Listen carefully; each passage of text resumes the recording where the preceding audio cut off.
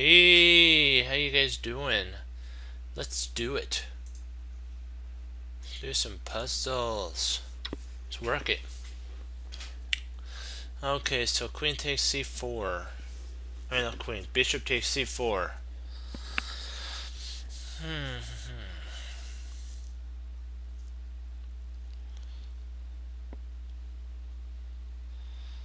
Okay, pawn takes d6 check.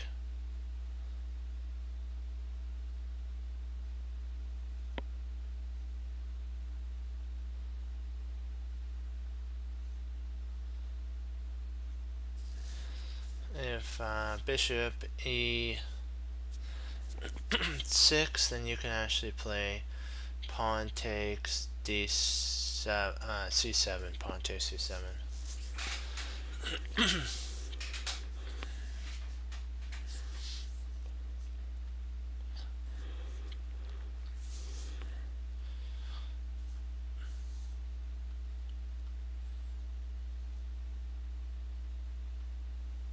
It's also a flat out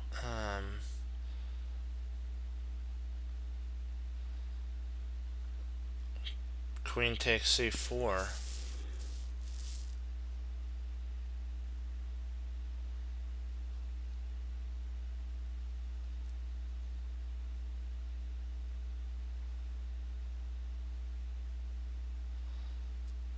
I don't see anything wrong with queen takes c4. I'm gonna just grab the material.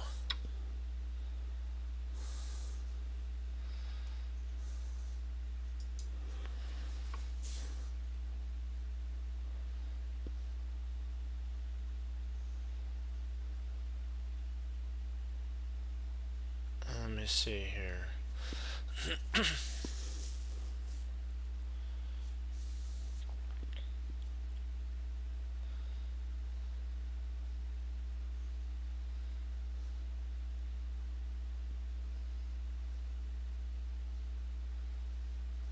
Rook takes d.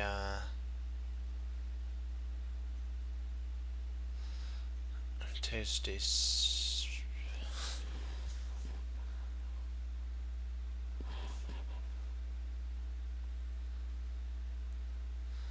Let's see. Okay, rook takes d8. Rook takes d8. Knight takes f7. If king takes f7, then we have queen takes e6, and that's gonna lead to mate pretty soon.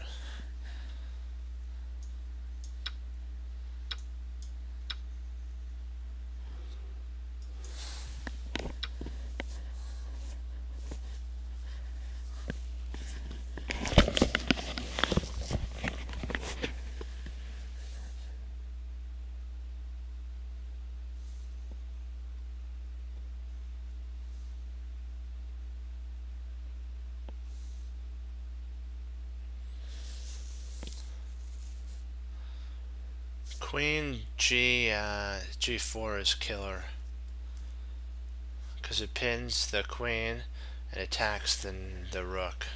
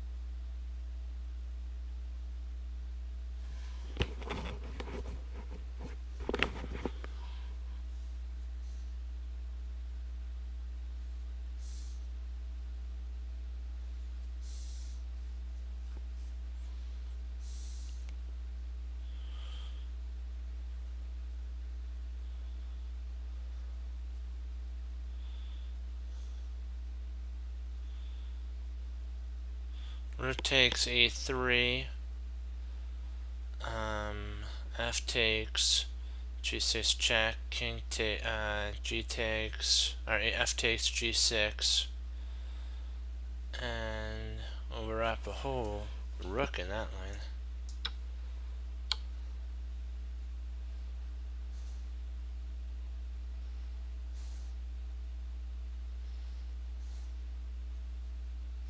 So if we go here, he's got a potential perpetual. So if we go here, he's gonna play up there, and then we're gonna play here.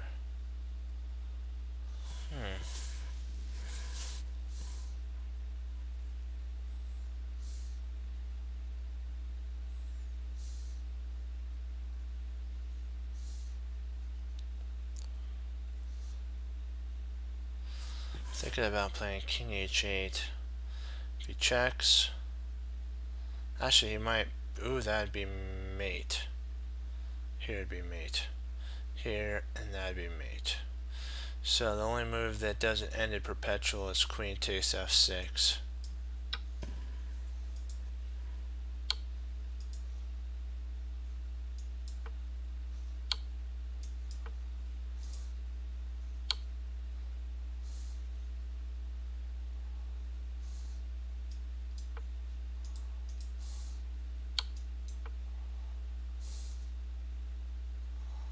Oh, okay.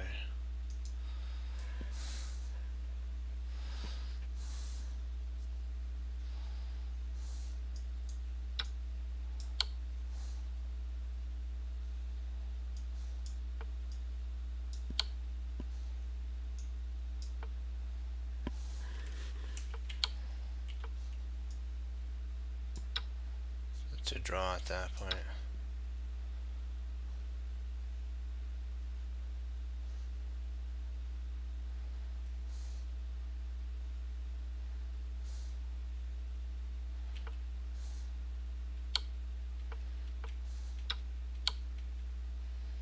And back, forth, he'll play.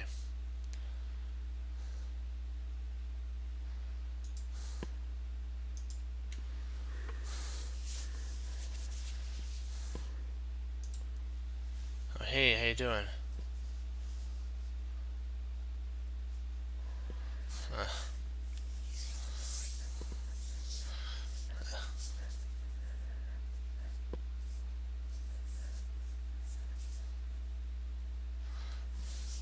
Yeah.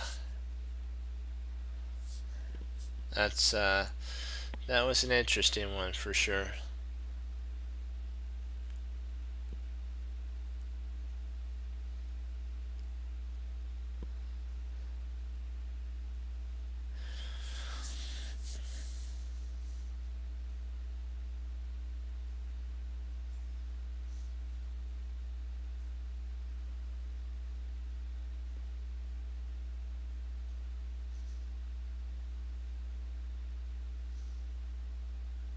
Well, king h8 would have actually led to checkmate. So the only move that we could have actually played was g7. Then when he checked again, we'd go king to g8.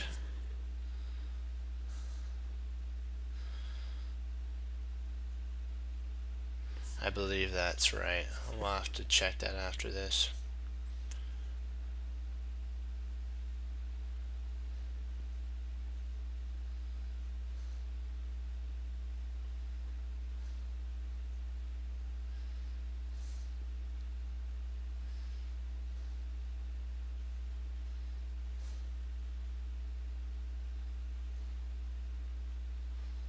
Thinking about playing, yeah, rook e4. Because even with the rook e4, if g6, rook takes f4, g takes f4, and then king takes g2, and we've won a piece.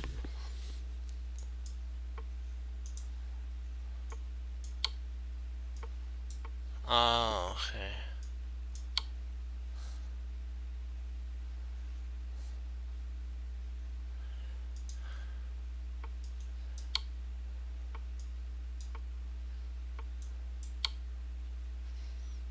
Let's take a look at this one here.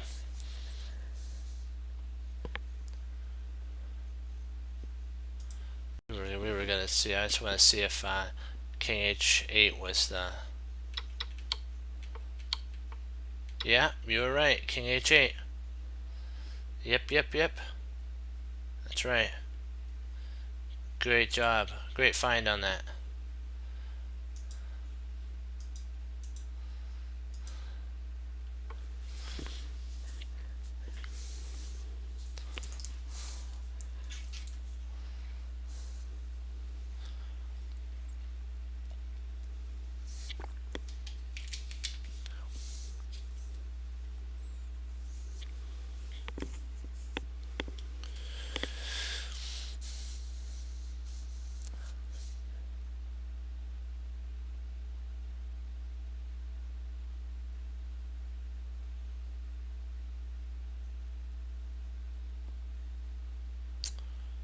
Trying to figure out if there's a check here.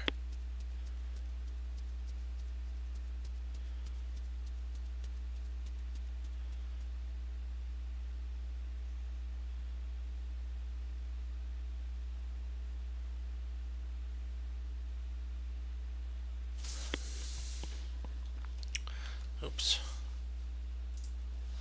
Queen g4 check.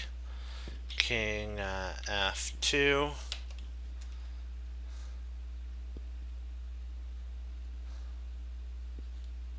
Okay. We will look at that game later. Let's see, king f2. Queen f3 check.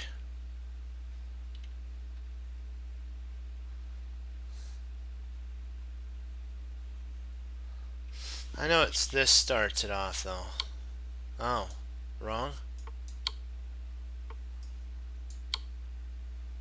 Oh, that's drat. We had the wrong check.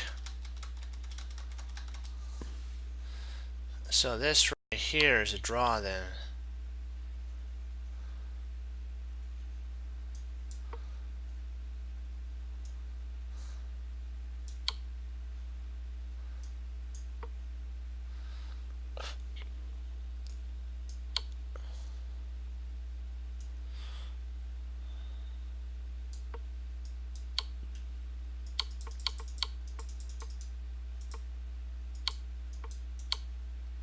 So it's a quicker mate, a faster mate.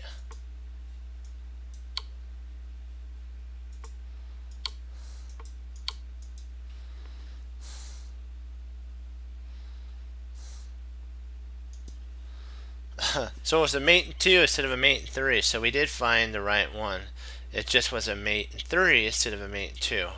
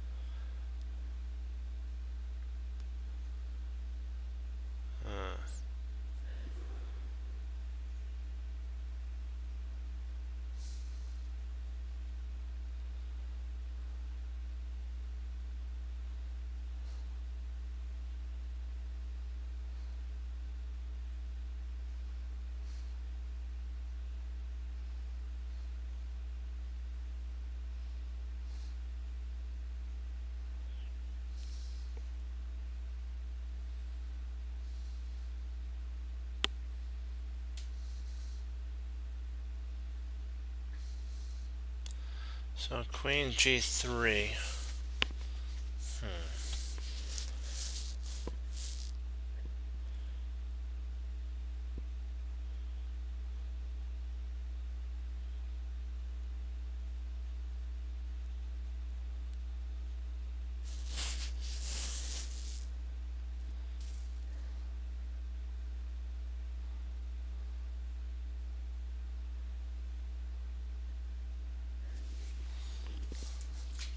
Queen G3.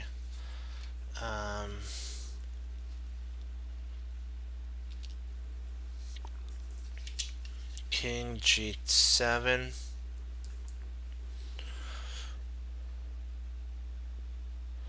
Bishop F4, check.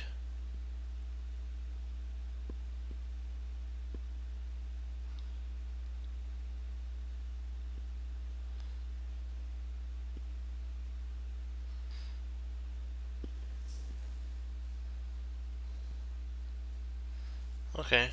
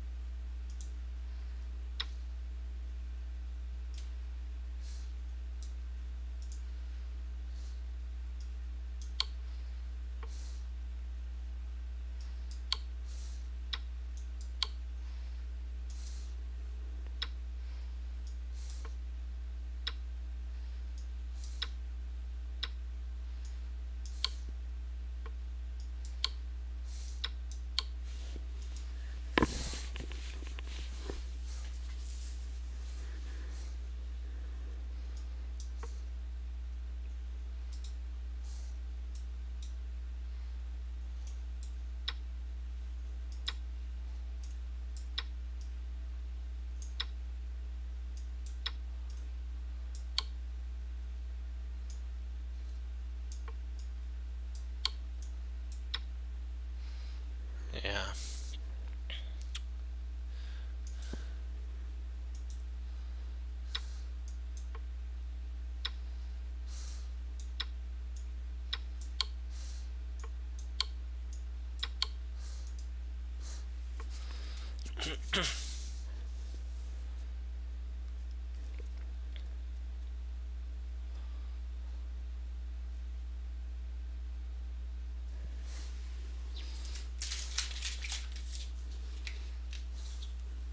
What wins the queen?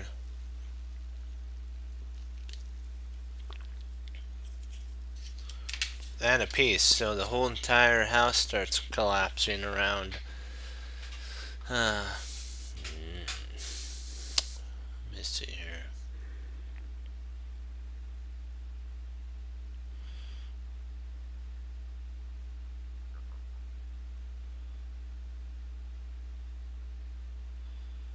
Rook D2 is interesting.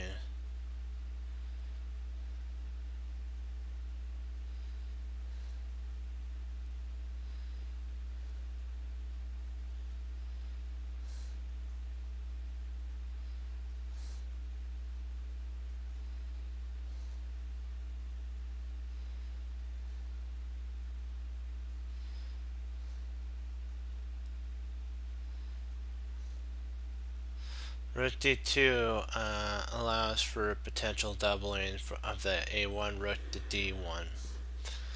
So that also helps. Our main goal is we want to play knight to knight F7. And then we'll win it. We'll pick up a piece in that line. So rook D2, queen has to go to A6.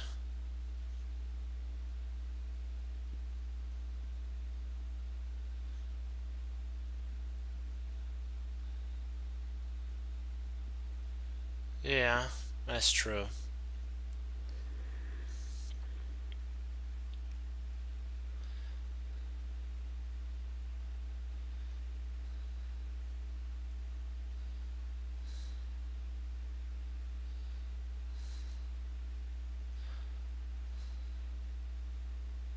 The only problem though is if we did that, rook takes e3, pawn takes e3, and then queen takes e3, which would fork the knight and the king. And he only has one spot to go to at that point, so rook d2 is the move.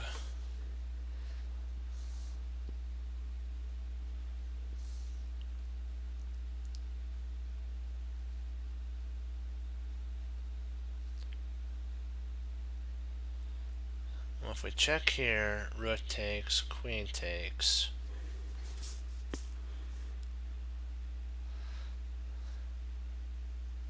Do we have anything better than that?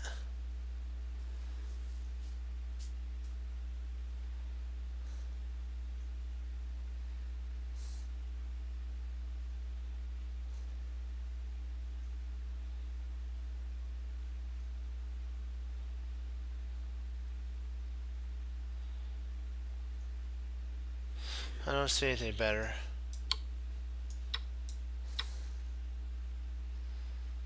Let's just keep checking to make sure there wasn't anything better.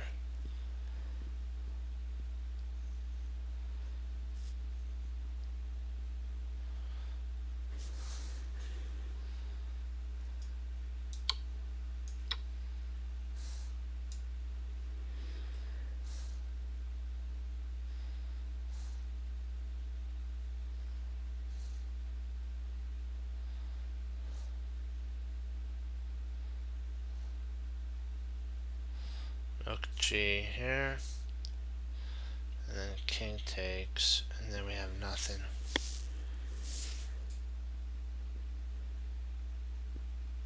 Ooh. Check. It comes here. Yeah.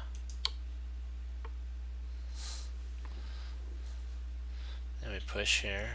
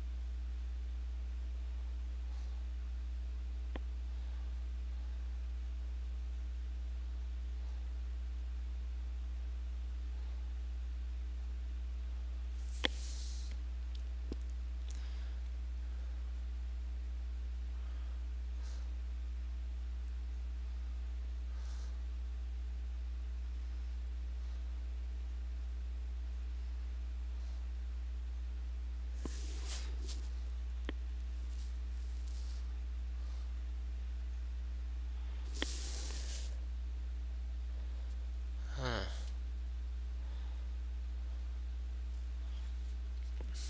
Bishop c6. I think that is right.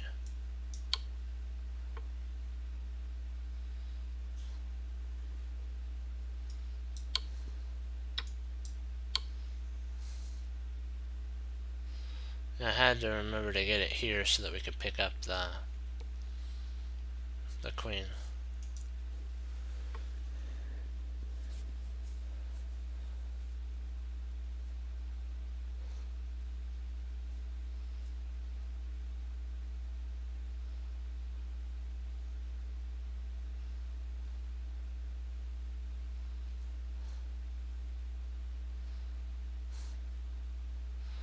Rook takes G2.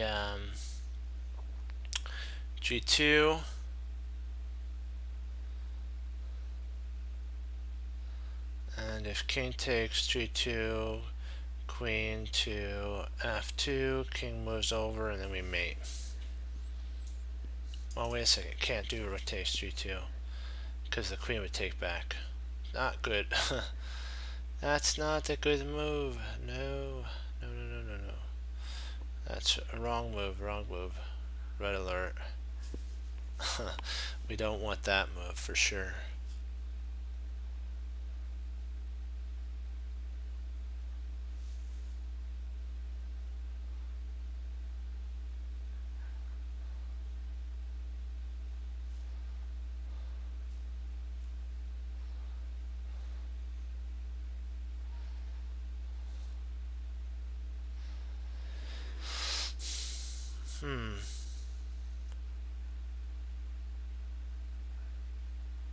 Oh, we pick up with this move here.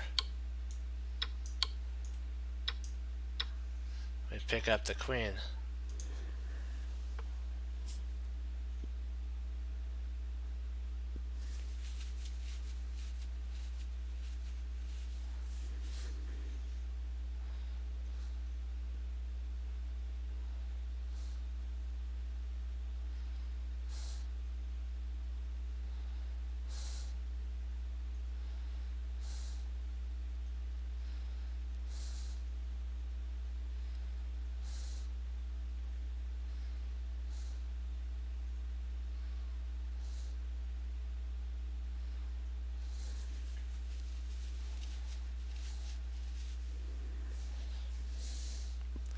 Queen takes h5.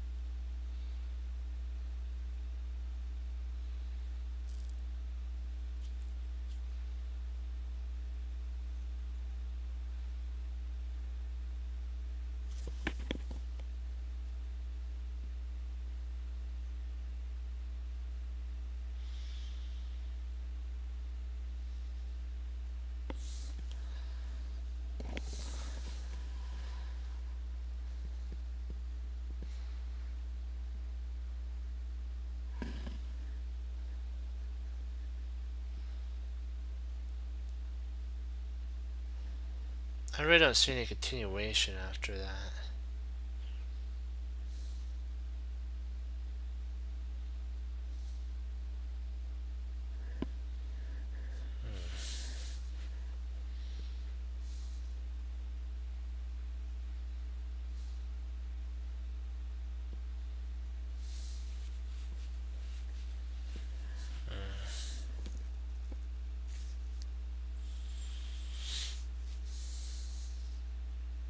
Queen takes g5, g takes queen takes h5, g takes h5, rook takes h5, king g8, knight h6, king f8, but we don't have anything after that.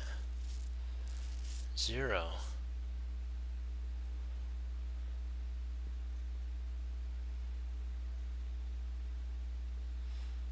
We could stop though, huh?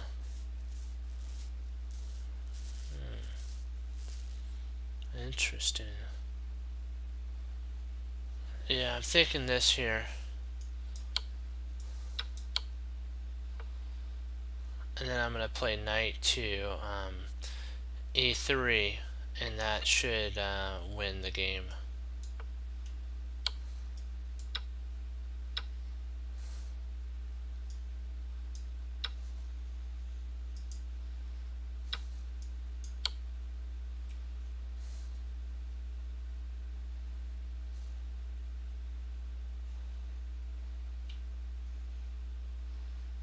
Yeah. Missed on that one. Snap, that was my bad. We had it all worked out.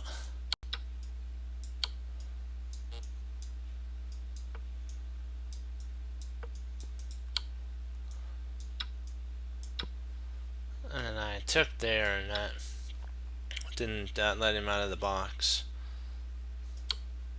So this is the move that wins. Actually, he's got mate in 2, so if he wants to, he can do this. There we go.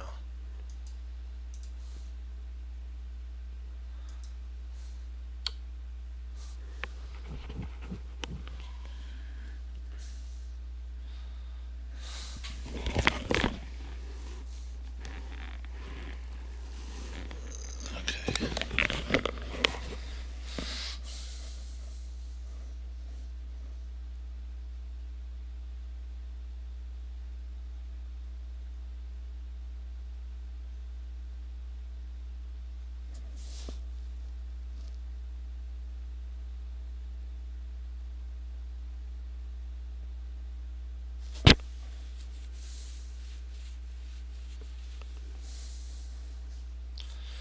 king e3, knight g3, knight takes d6,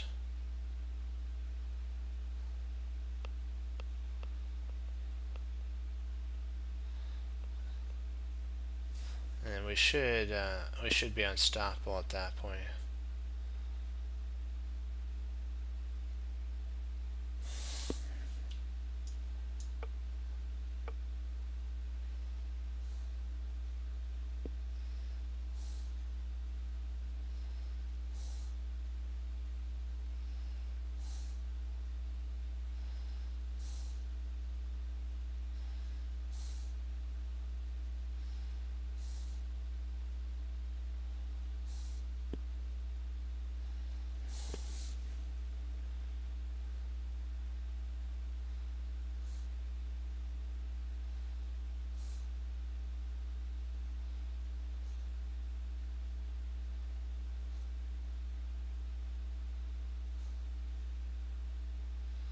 King d3 is huge.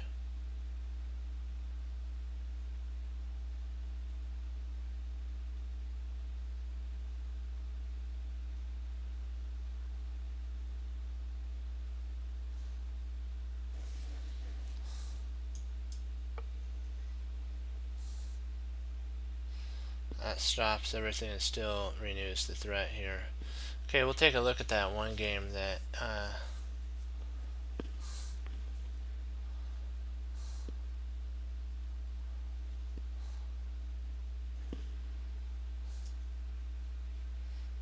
okay. So this is a game between Dilmer and High Healing, 1984. Okay. Which side are we going to look at it from?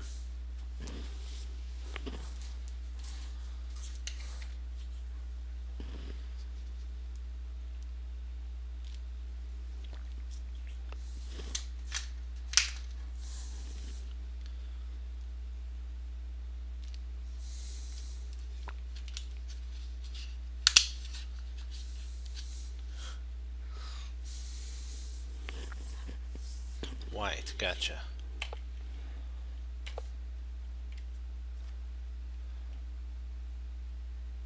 Oh wow, the pale face attack, who'da thunk? The lion defense, lion's jaw.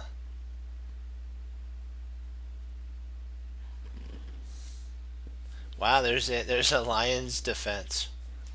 And a lion's jaw, cool.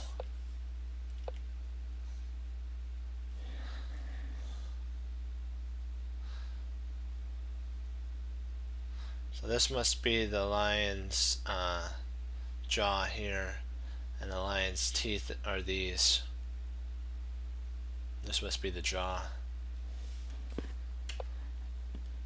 I gotta say, I've never heard of the lion's jaw before. Or the lion's defense. That's altogether a new one for me. G5. Nice. It's always overwhelming his opponent. So this must be the jaw that they're talking about. Oops.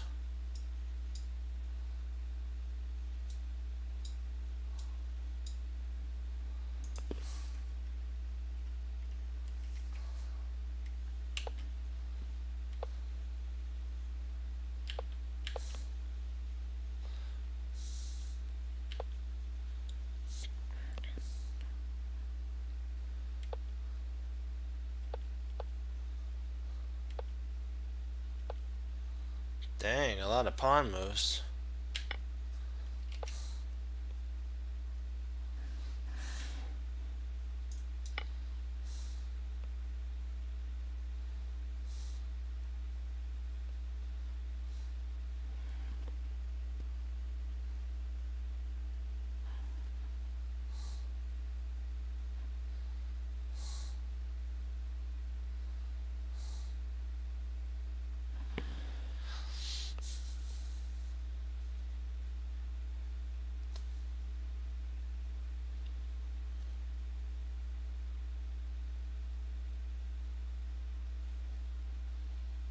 Not exactly sure. What do you do after that? That's kind of a quirky move.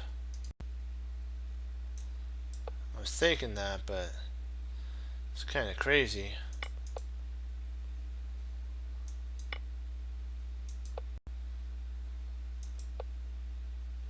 And you get the knight involved. Okay.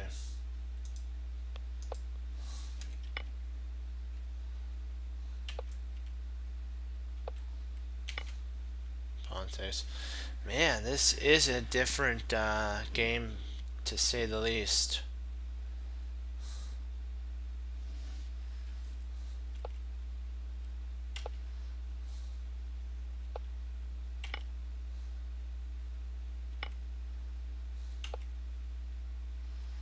Wow, he's just tearing the position apart. That was strong.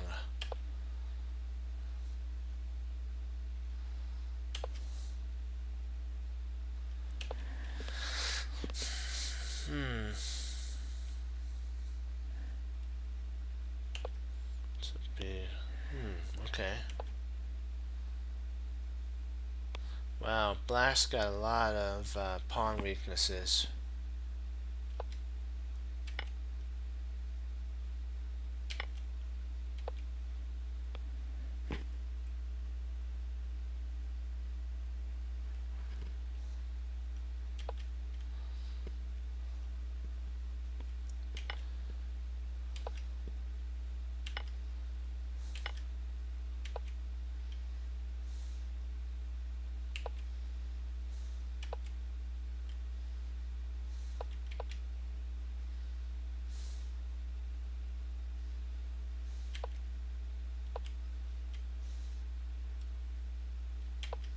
Yeah, this is cool here.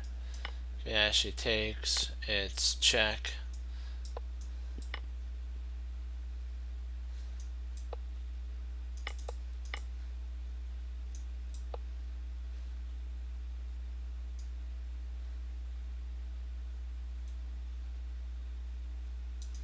Trying to see if that's actually the move. There's nothing to stop the mate now.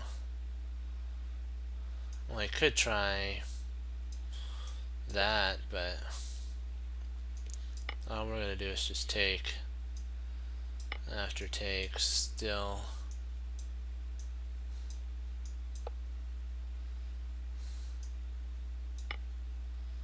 After rook takes.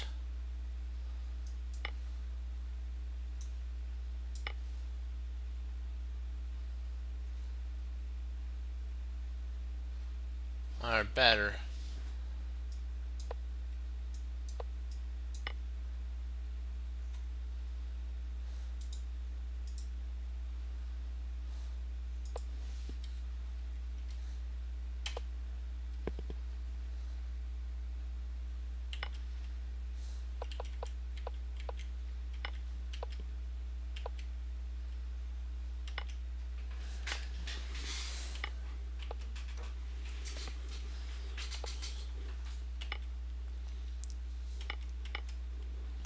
That's just impressive.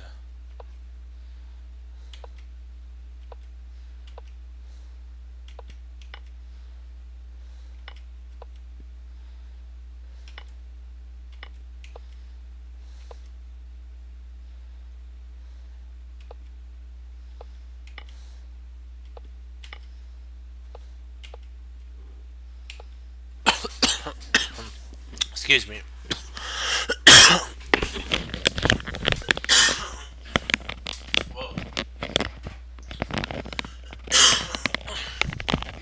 Excuse me. Oh, I got into it there. Swallowed wrong there. Let me get a drink of water. 1 second.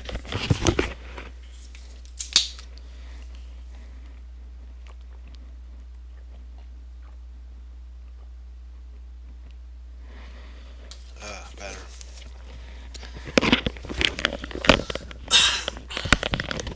Whoa. That. Yeah. That was impressive. Whoa. Yeah, I'll be right back.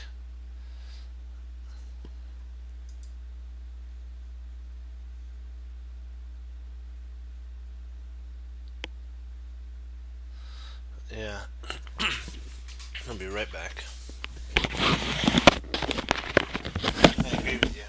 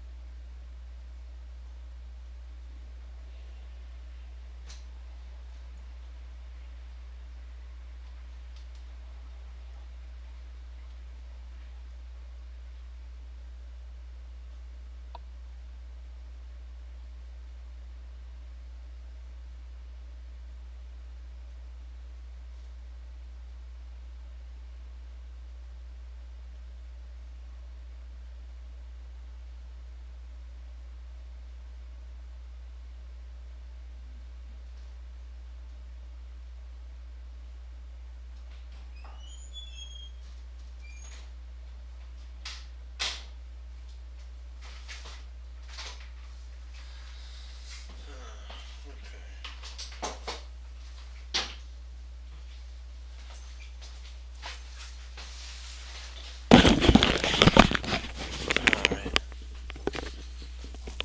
We'll watch this chess player, this game right here, and then we'll go into our tactics again.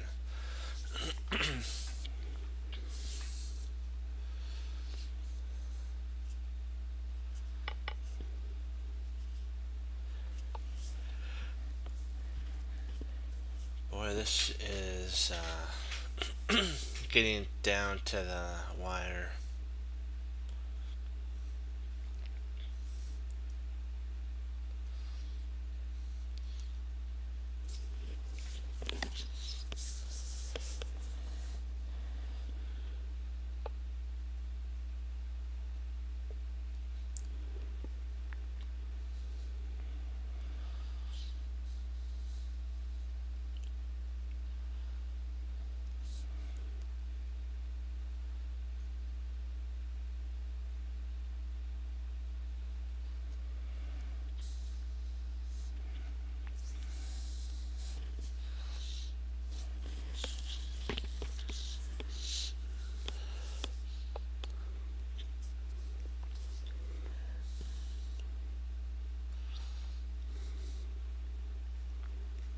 Just trying to open up. Ooh, good move from White. He's shutting down the queen side. But actually, that's kind of the only side that White can really play on at this moment. Black's in the lead at this moment. Now he doesn't have to worry about anything. Black can shuffle all of their pieces over to White's to the king side, and oh boy.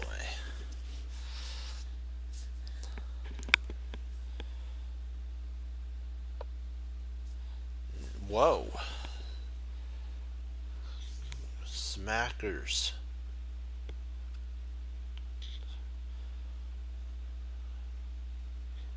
Wow, Rice-A-Roni. Wow, wow, wow, wow. That's pretty intense of a move there. That's like, whoa. Hello.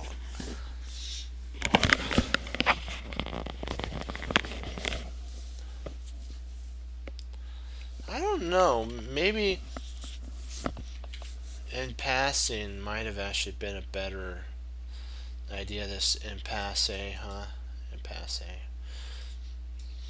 Well, then the knight would have gotten involved, so I kind of see why he shut that down, but still, he did get a pass pawn. But look at these monsters of a pawn for black.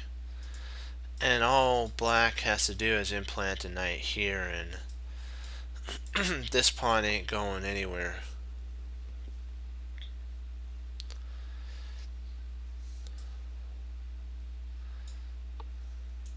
Yeah. Now pawn takes, and then queen slides in.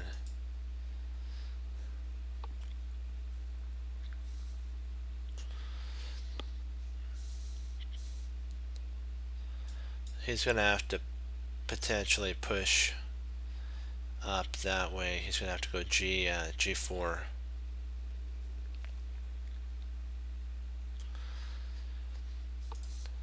Yeah. Hey, he's listening to us. So now if he goes there, we just play queen f7, and we should be adequately protected and safe. His queen's getting a little bit too overextended.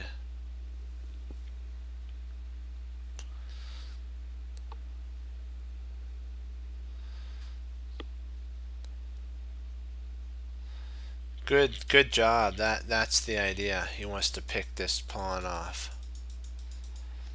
Very sneaky. Now he can play queen e7 and again force the trade. Wow, this is a pretty tactical game. Very positional, I mean. That's what I should say. It's very positional.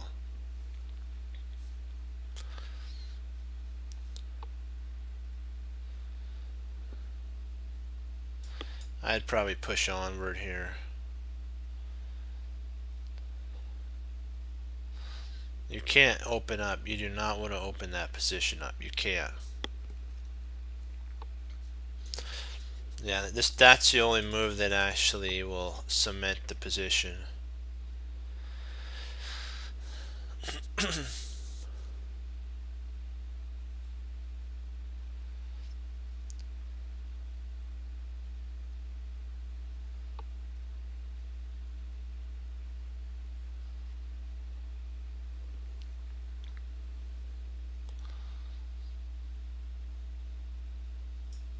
Well then, queen f.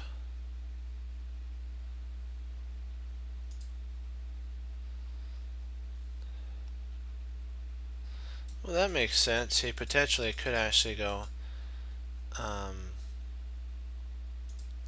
maybe king h2 and queen and rook g6.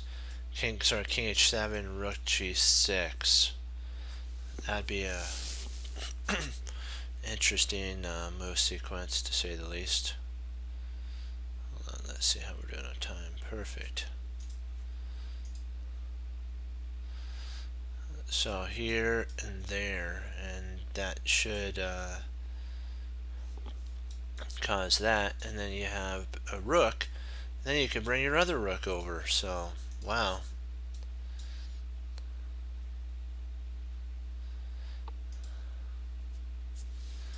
King h7's the move that holds everything together. Whoa. Wow. Yeah, I guess that does handle that, doesn't it?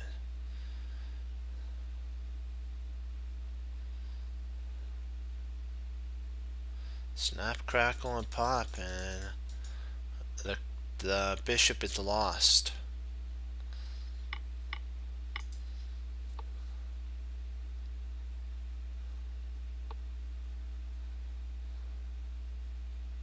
It's going to be a pretty hard game to win with only 20 seconds, so. Just going to try to push here. Ooh.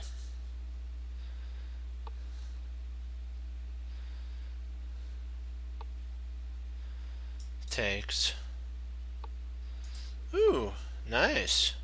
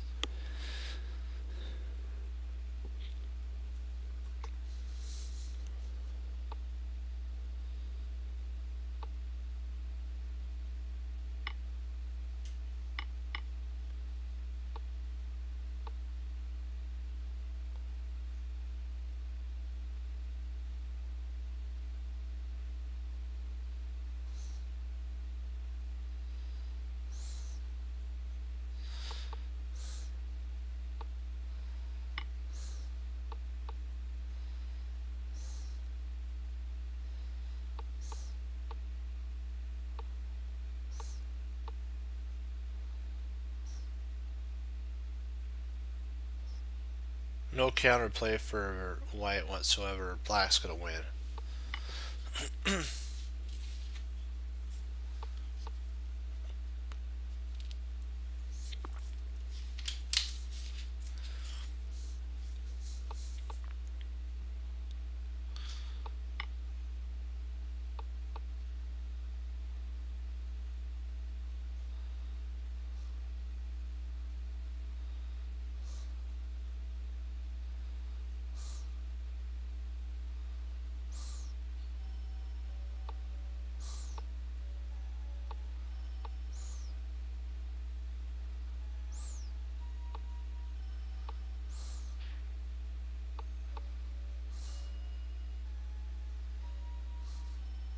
Wow. That was a good game. All patterns. Yeah. With 1.4 seconds left. Good game to black. Congrats, black. That was a wonderful game. That was a great game. Wow, that was nice. That was well played. Well, I don't know if it was well played, but I'm just saying that it was black knew where they were going. That's what I should say. And that shows you don't have to waste time when you know where you're going in a plan.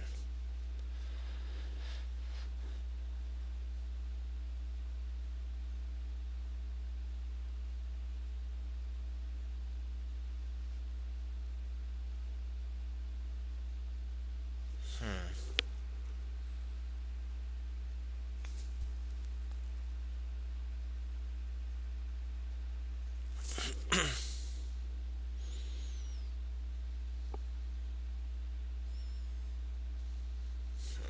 me see here. What are we missing? What are we missing? What are we missing? What did it do?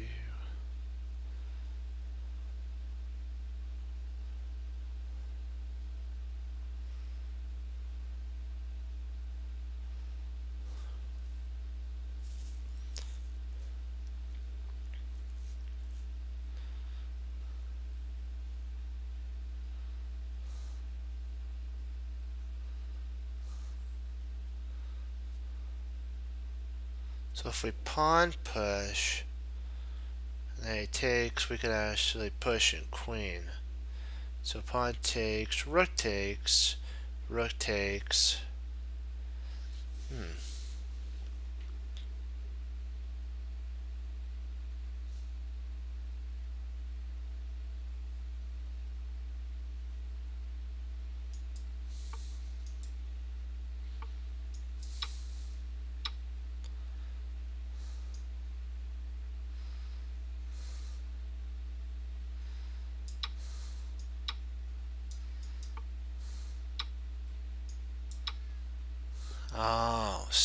subtle.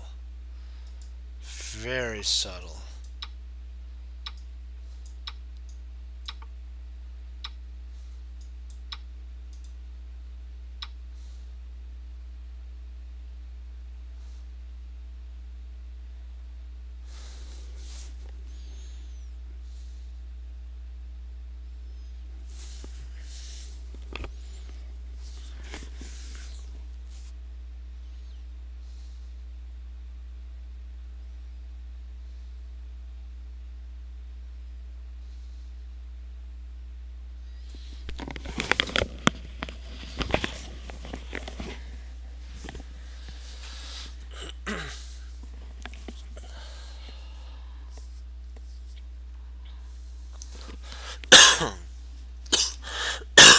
Excuse me.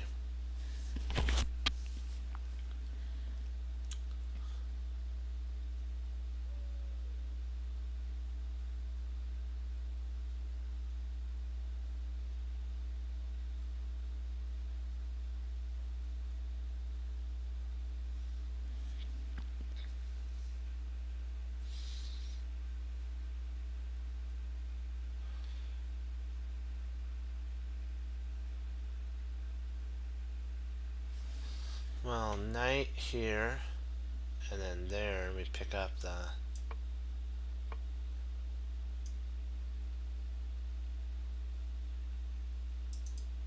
So I'll make sure. See.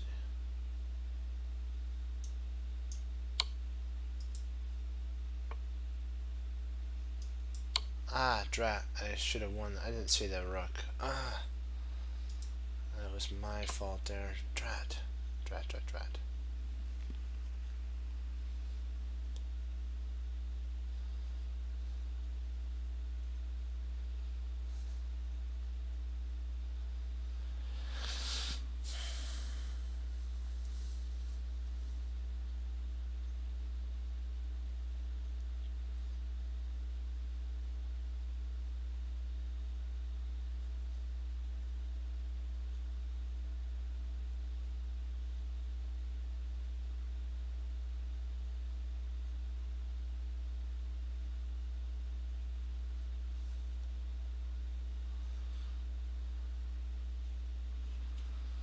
Rook here.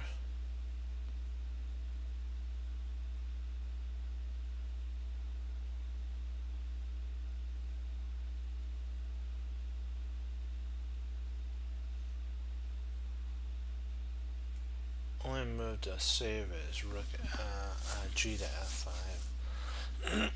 But if we do that, then the bishop takes. So,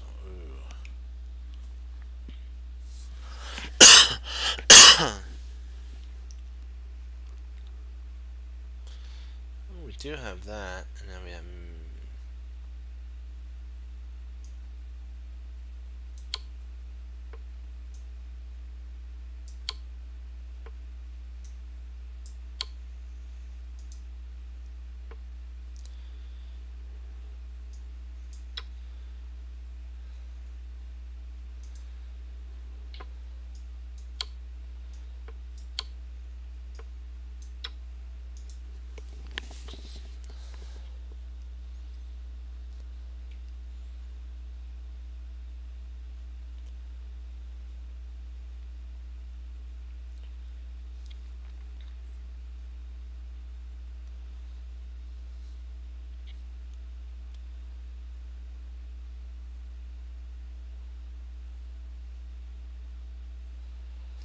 Rook to e7, and if we can win the knight, then we can checkmate here.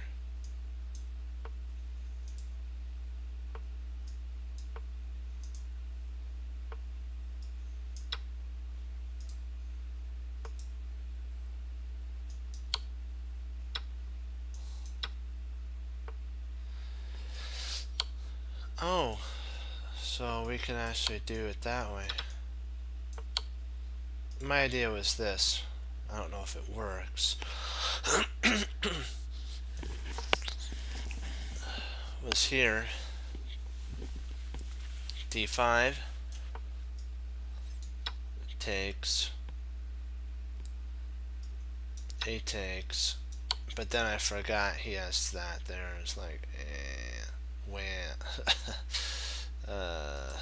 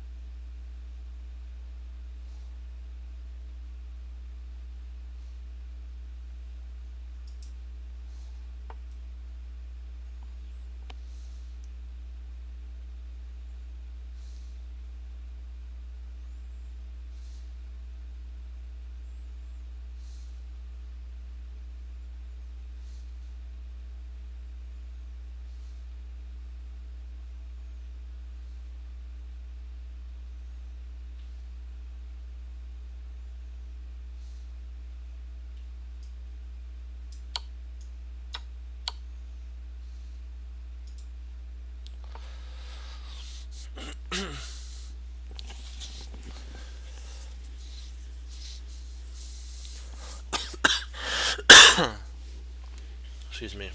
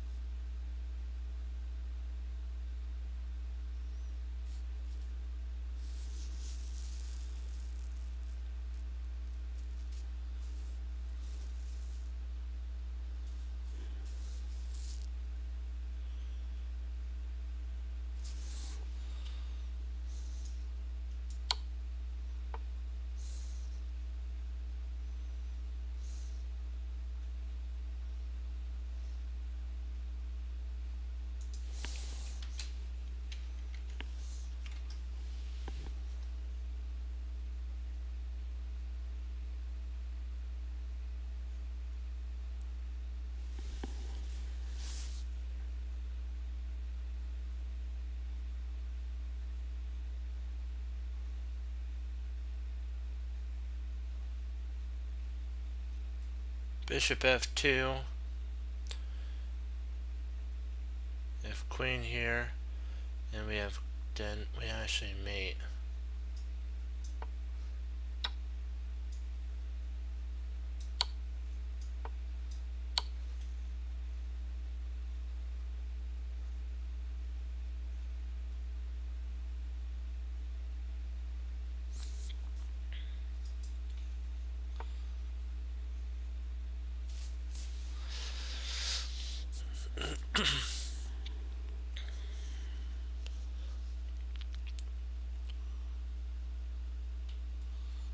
Check.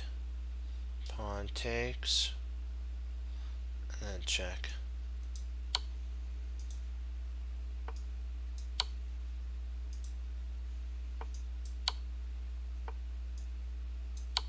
Oh. Why doesn't the other check work? I recalculated that. Oh, is it because f takes g? Oh, because of takes there. No, it's because of the takes. It's because of the takes here. We don't have that. Ah, drat. So the only mate that actually works is if he takes here. We get checked, mate, and one. Okay, we gotta remember that.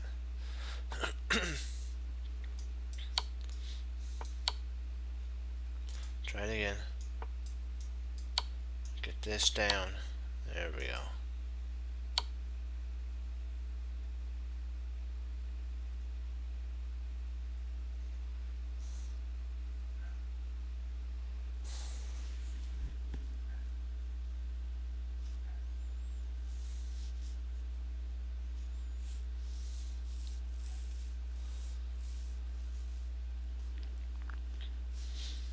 So we have bishop takes a3, king h7, and then bishop c1, because that'll guard this knight. We take, king comes up, and then we go to c1, or a king's a check. Okay, that's kind of throws a kink into everything at that point.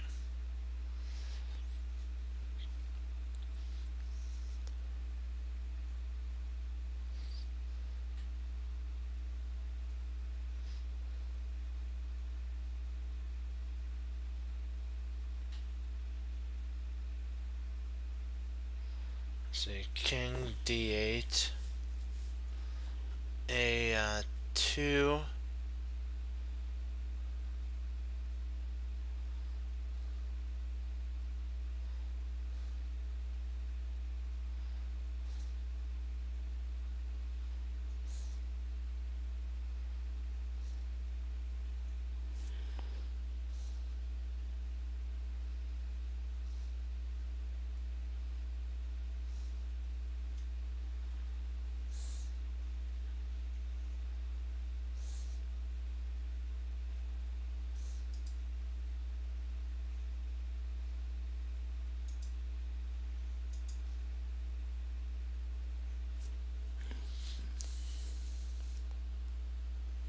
yeah, we just yeah, it's kind of when they get like that, you delete them, not delete them.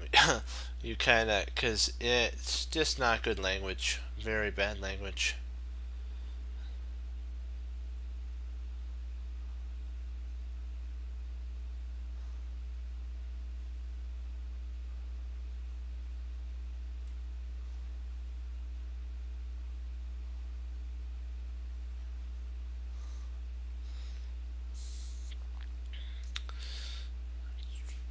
Let's see here, there.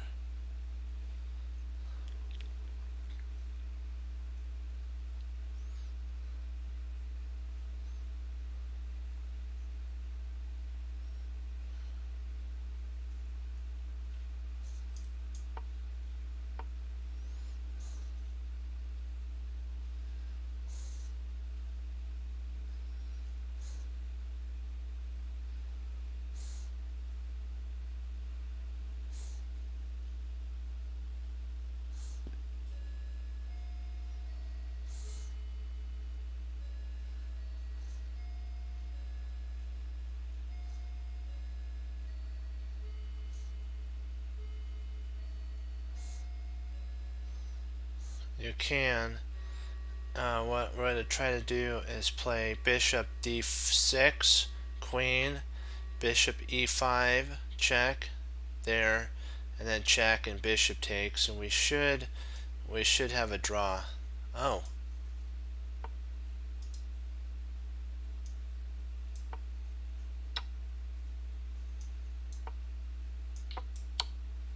Okay, so I needed to first move the bishop and then get the draw.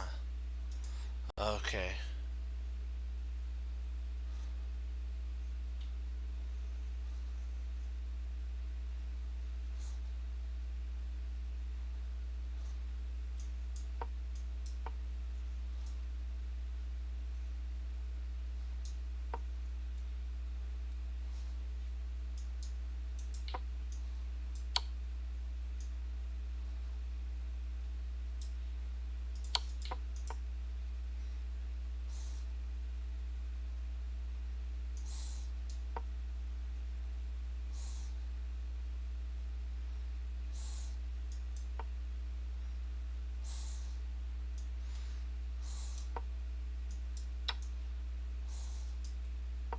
That's a draw.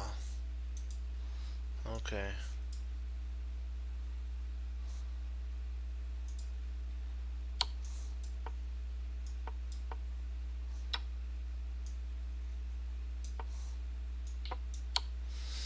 And I understand why this is a draw too, because see, when you play here, you're allowing for a bishop there.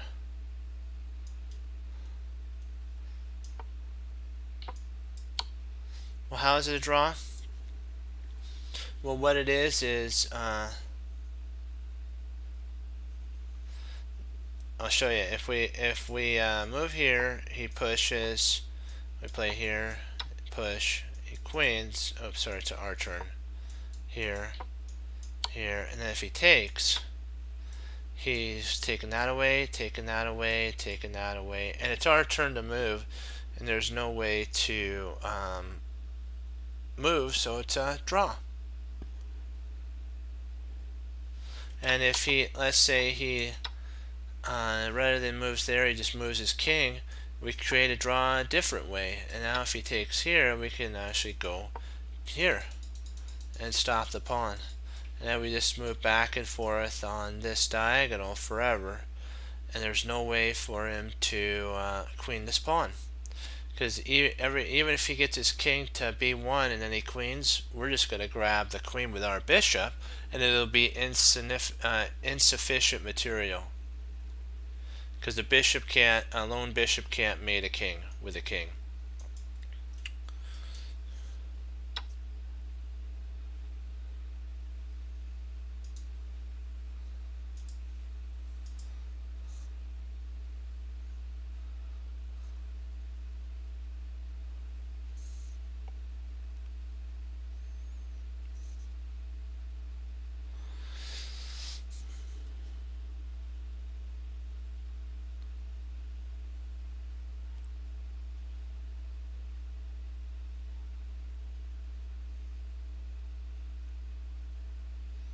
Let's see, bishop takes f3, bishop takes f3, and then queen h3, queen h3. What do you think? Bishop takes f3, bishop takes f3, and queen h3, and we potentially will pick up a piece and basically end up mating our opponent anyways.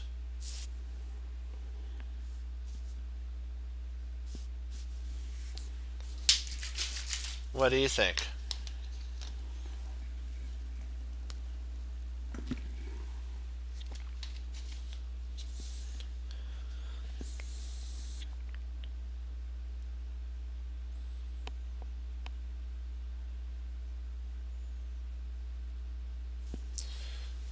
I'll give you guys 15 seconds to respond, and then then we'll go with it, because I believe that's the move. If you guys have any other moves, put it in.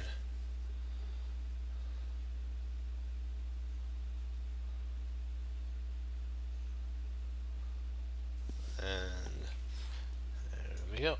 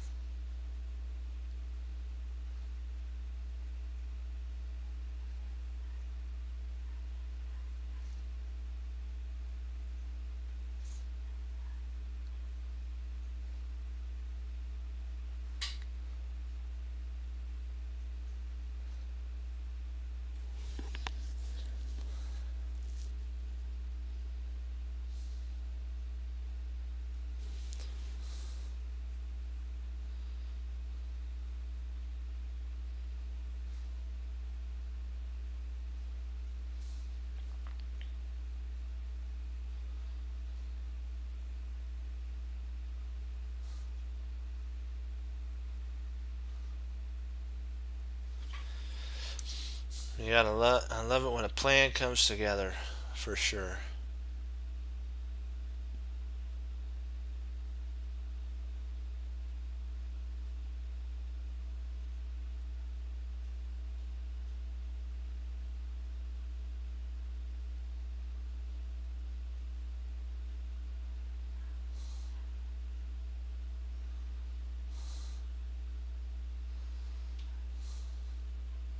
Rook check on h1, king takes, check, and it's mate. Bishop takes, we check, and he's got to intercept anyways.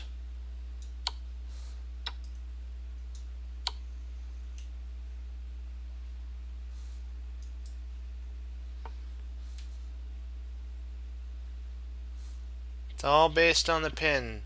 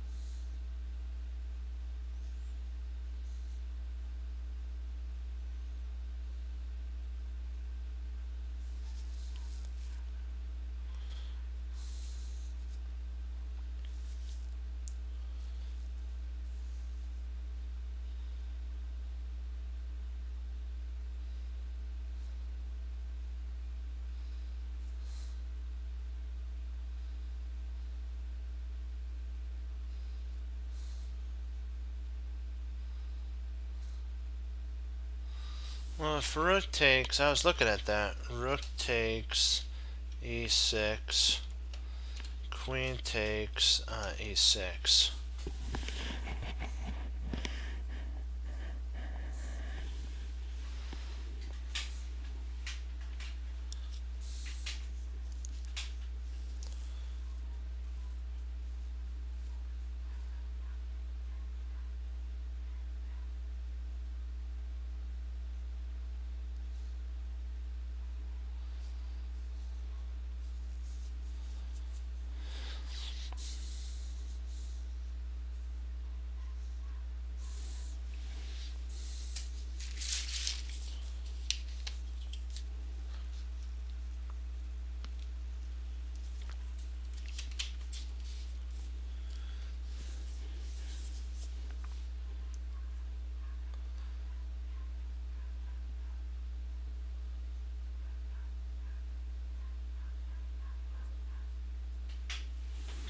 Oh, I know what it is.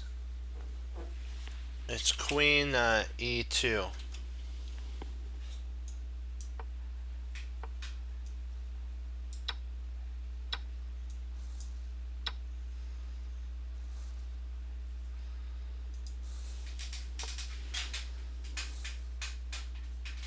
A double attack.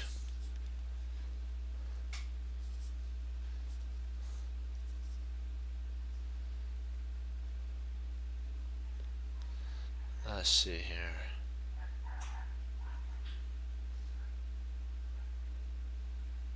Let's see, queen check, king over, bishop check, over, down. Yep, this is it right here.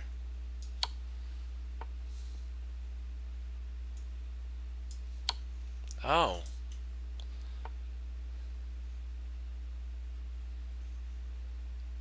Oh, okay.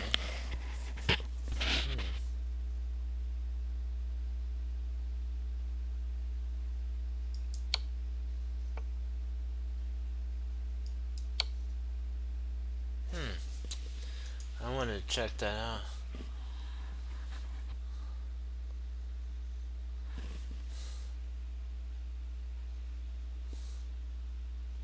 Oh, we'll do that in just a sec. Hold on here. Okay, so queen takes. What's the deal with this?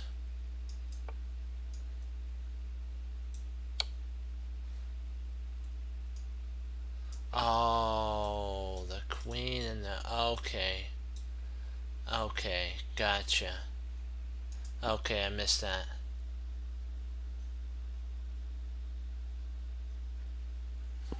No, it was a different... It was because of this queen here. The only way to mate would be to first, and then now there's this guard's here, this guard's there, that guard's here, and these two guard there, and then with check. Okay, I got you now. I got you.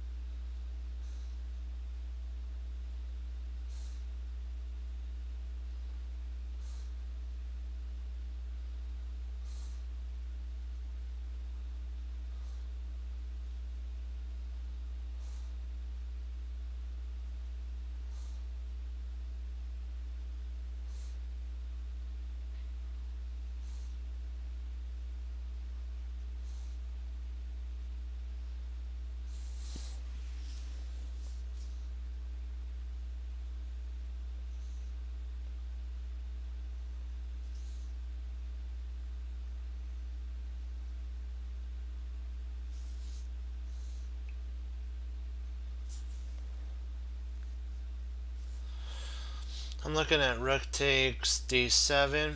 If rook takes d7,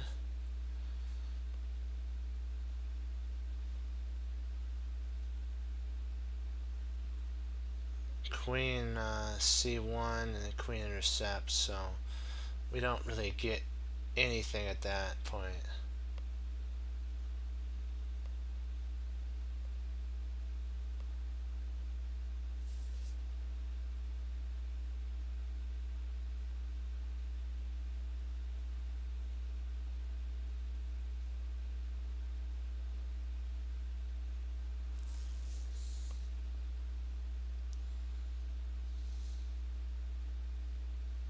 I was actually thinking of queen d3.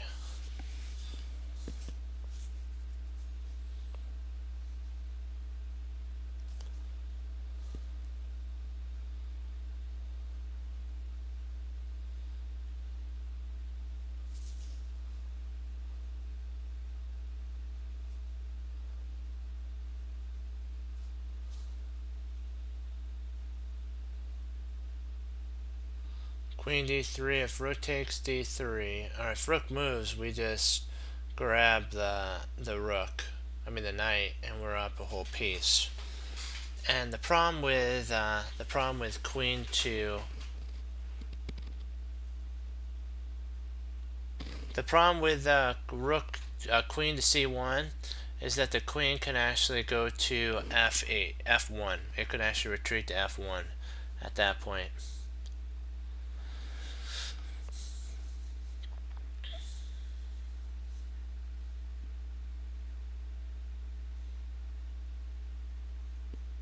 So maybe maybe we can actually use our bishop.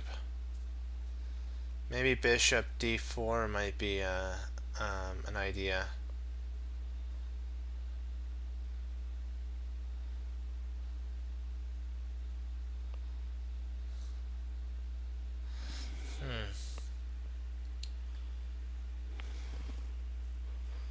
Well, rook takes d7. Rook takes d7, and then we check. Queen f1 intercepts, and he's up a whole. It's equal at that point, and he's up actually one pawn in that line. So I'm thinking of queen d3, and if queen g1.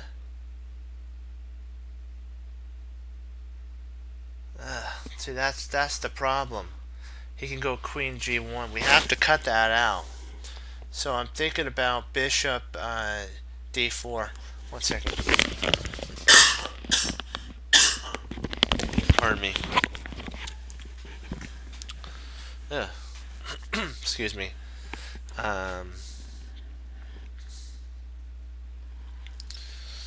Thinking about bishop d4. If queen takes d4, queen takes d4, rook takes d4, rook c1, and it's all over. And yeah, this has to be the move here.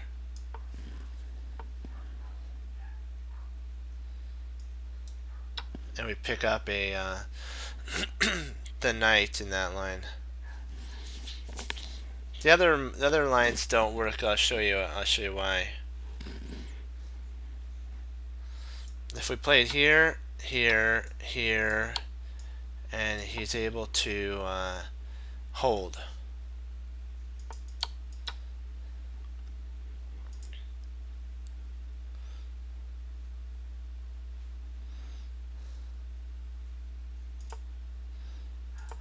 See, bishop here though is the it's the linchpin. If you played there and he plays here, you mate.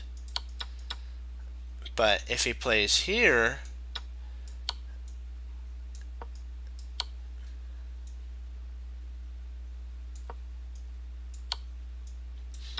and this is the idea. Now we got a whole rook, and when he comes up here, we just grab that. We grab the pawn, and we're winning. So the bishop move is the takedown.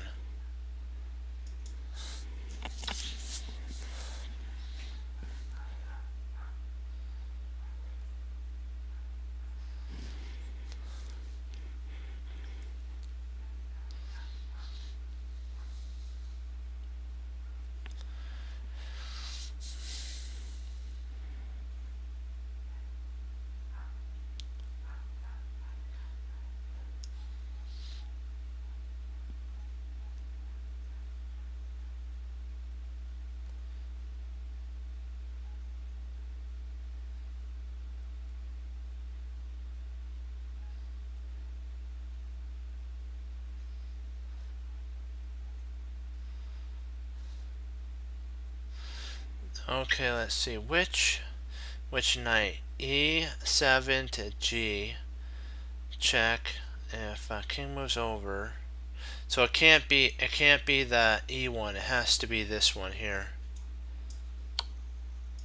Or is it? Oh.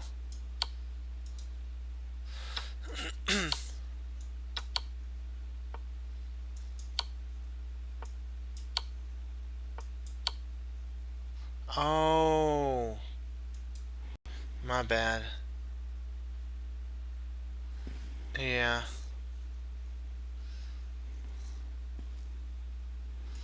I was thinking of this right here.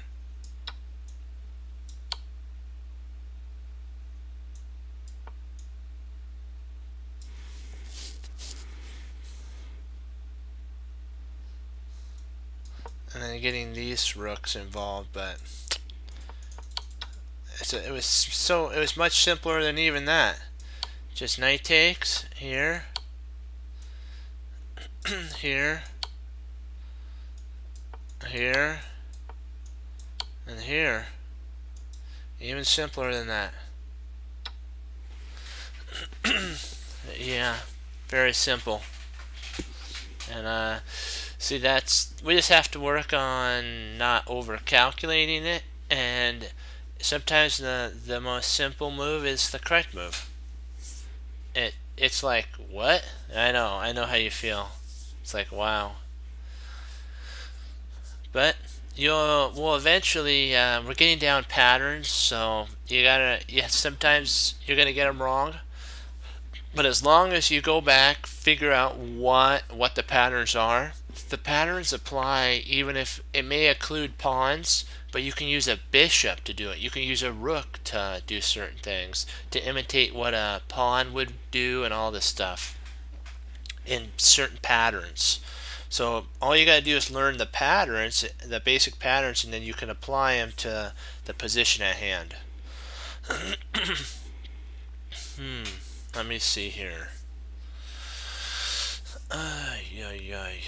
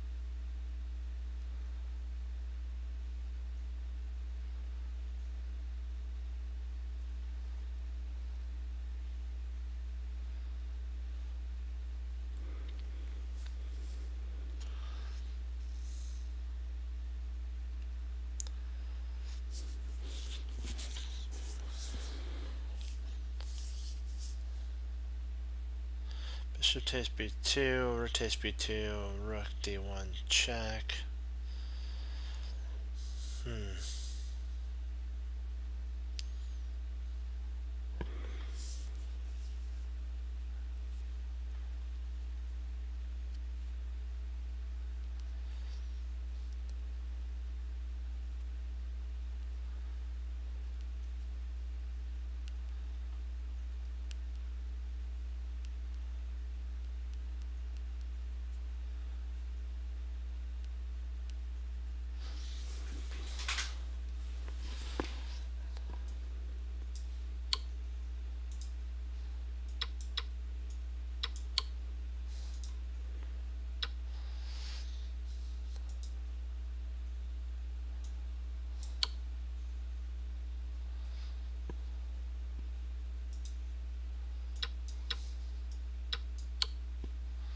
You don't get to do that every day.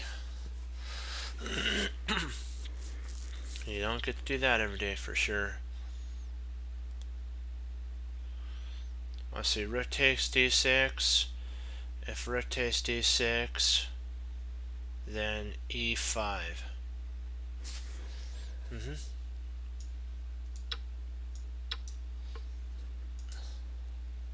Oh snap! Not again! I messed up again. Drat! I moved a little too fast. When the queen took, you take, then you get these here, and then you do that, and then you win. I thought he was going to take differently. I should have waited to see what he was going to take with. I had it already pre-moved, and that was a problem. Like if he takes here, then e5 wins. If he plays queen takes, you take, oops, not that. You take, and then you play e5. And now you have a whole he has one pawn for the piece. That was my fault there. I'm sorry, guys.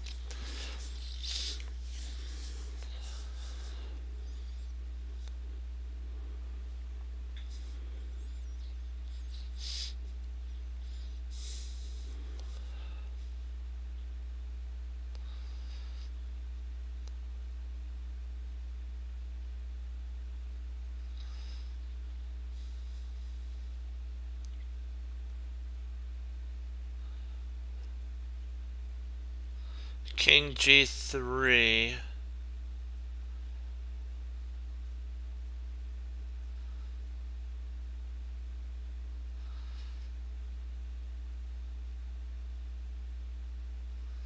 Well, that doesn't work because that blocks the pawn. King h3, and then we can actually play, if he moves his bishop to d3, we can play g4 and basically get a draw that way.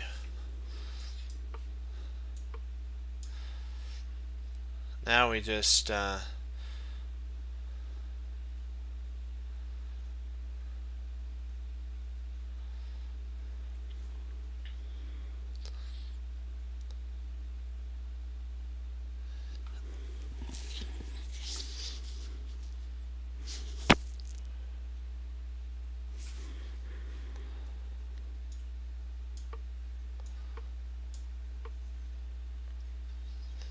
there we go.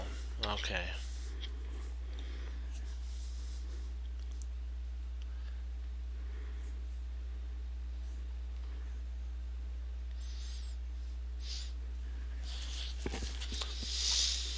Boy, boy, boy, boy, boy, boy.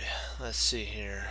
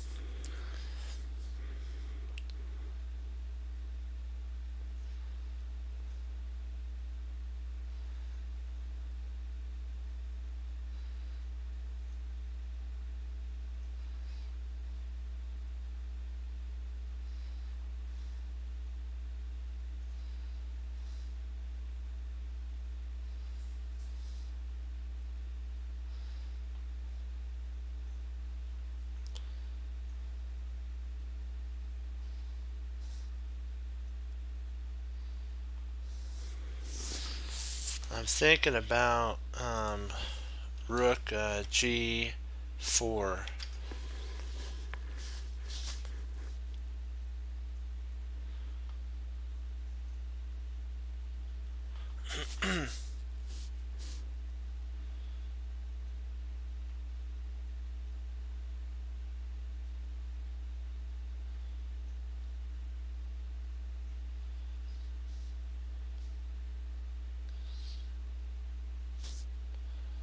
After knight takes h3, pawn takes rook.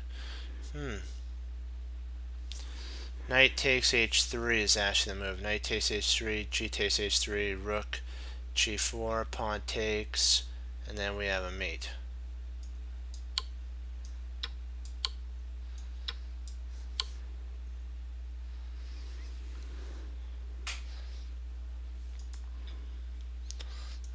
Let's go over our Scotch game. And then we'll talk about the Scotch. Wow, and then I got a log. Knight e5. The starting of the Scotch is this move here: e4, e5, knight f3, knight c6, d4, and then e takes, and then knight takes. This is the Scotch in its finest, and its most basic right here. And then there's here, and sometimes you'll be able to play here, and if you make kind of a not so good of a move like this move here, you can actually win a whole piece in that line, because then you'll take back and you could pick up a piece. I've had that happen on a player once. They were taught just to develop, and one of my players that I faced played over the board at knight f6, and then I dropped knight takes c6 on him, and pawn takes b6 was played in here, and then it went into a long endgame, but I ended up winning because my opponent was really good about their pawns. They were able to cement the pawns really good. So I thought it was pretty impressive, the resistance my opponent put up. So you know what? Never, even if you're up a whole piece, never underestimate until it's one on your side or a draw on your side. It's never over till it's the handshake or the agree to a draw is implemented on the score sheet. Well, that's kind of a fun trappy line. Knight b3. This is also a playable. It's the Potter variation, which the bishop then will check, and then you go c3, and knight e2, e7, and then you go c4. And even if he comes back here, at this point you can always put your bishop to d. And if takes, takes. And now you have a bishop outpost here, castles. You're more developed at this point. So he plays knight f6 to attack this pawn. Knight c3 to defend. He could play this trying to threaten that move. But then what we would do is play bishop to d3. Bishop d3 would cement everything together. And if he takes, it takes. Yes, we have fractured, isolated pawns on c-file, but we do have the two bishops, which is going to benefit us over time. He'll castle, we'll castle, and then it'll be who has the best play. And then we just play bishop here. Now he's in a pinned problem. If he tries to go there to cover up, you just take, and now his king side's wrecked. And we also have queen h5 coming in. We have queen f3. You have a lot of play. It's kind of why I like the Scotch game. It's not kind of, that is why I like the Scotch game. Bishop e2 and rook e8. This is going after the pawn here, so we just castle. No more worry of a pin and the loss of this pawn. a5 is played, and then we play a4. a4 is played for one purpose. It stops a6. I mean, not a6, a4. And now this knight is outposted. There's really nothing that could kick it out at this moment. It's also this is now like a solid rock. We also have an outpost on b5, knight to b5. We have, and we can always reroute our bishops and our knights, so we're safe to go. So I played d6. This is to let the bishop out and finish black's development. So we actually finish ours with bishop to e3, and then he goes knight d7, which is kind of an odd move. I looked at it. It was from Nick Defer's Modern Chess Opening. But if you think about it, it does make sense, because where's a good spot for this bishop to go to? You'd probably say, isn't that a good spot? Well, what's it really attacking? You know, you have to figure that. You have to think, what's its idea? Is that the best square for the bishop? No. And is this knight really doing anything? It's totally isolated, so if it could reroute, it could start attacking these 2 points. and cause some problem on the queen side for white. So that's why it reroutes. And there's no real reason to move this bishop, because the bishop may, after the knight knight b4 and our knight b6, sorry, our knight to b8, and then in around like that, the bishop might want to fianchetto. This bishop might want to fianchetto on b7 after this move, of course, and the knight could just reroute around in and actually play into here, and then this pawn could be pushed and the bishop goes to b7, and now it has this scope of an attack. But if we had just moved it, what's it attacking on e6? Nothing. You don't want to just, that's what Ginger GM or Grandmaster 7 Williams says, is what you don't want to do is just move a piece for moving's sake. You want to make sure your piece actually has a purpose and each move does something. My teacher told me at least 2 to 3 ideas behind each move. It can't be a one move idea like, oh, I'm defending this square. No, it has to be you're defending this square. The reason you're defending this square is because you're going to be developing this. It creates a plan. You need to create a plan in your play. Do you guys have any questions on what we just talked about in the Scotch? About like any of the piece movement? I'll do the best I can. I like the Scotch. I'm just I'm not totally proficient in it, so I'll do the best I can to answer any of your questions, my chess friends. So I'll give you a minute now if you have any questions before I log off.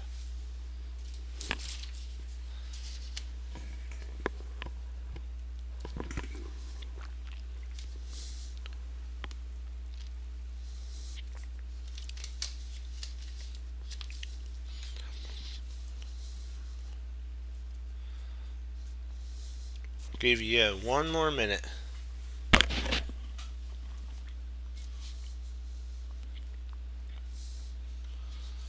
Because there might be some lag, and you might need to write a little more.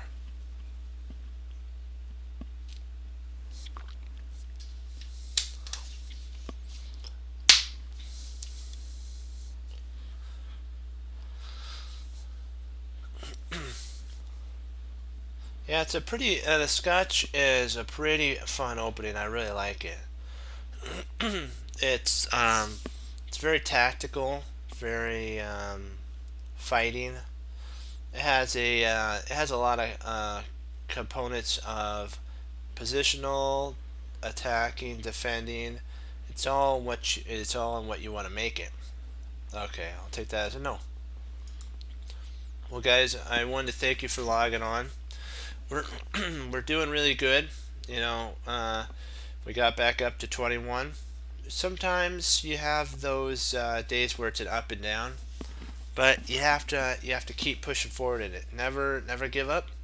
Always remember that there's always tomorrow. As long as you're serving the Lord and in His will, of course, there's always tomorrow. Knowing is not enough. We must apply. So we need to apply the knowledge that we have. We have to take what we know and then apply it to the board. We can be willing to do something. We can be willing, but unless we actually sit down and do it, like what we end with, you're always just going to have a will to do. And we need to also remember that there are no limits. There are plateaus, and we must go beyond them. So don't be happy, my chess friends, where you are.